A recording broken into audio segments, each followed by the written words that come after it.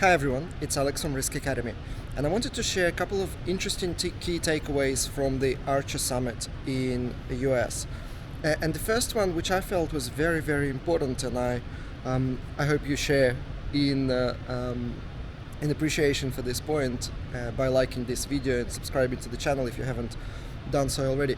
So the first point, as most of you probably know, risk management is kind of built upon the three sciences, and the sciences being probability theory, which is approximately 500 years old, decision science, which is approximately 100 years old, and the youngest of them all, the neuroscience, which is still about 70 years old.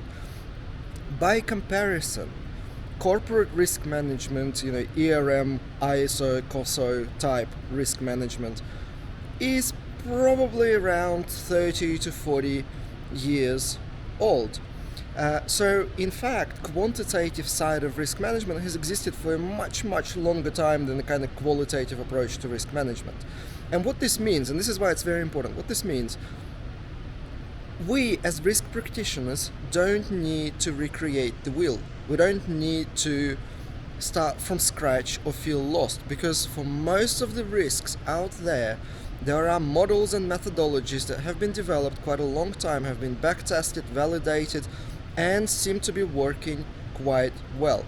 So the first key takeaway is that when you start implementing risk management, start one risk at a time, but you don't have to create methodologies from scratch, because somebody somewhere, even regulators in some countries, have created the methodologies that work pretty well. So I hope this was useful.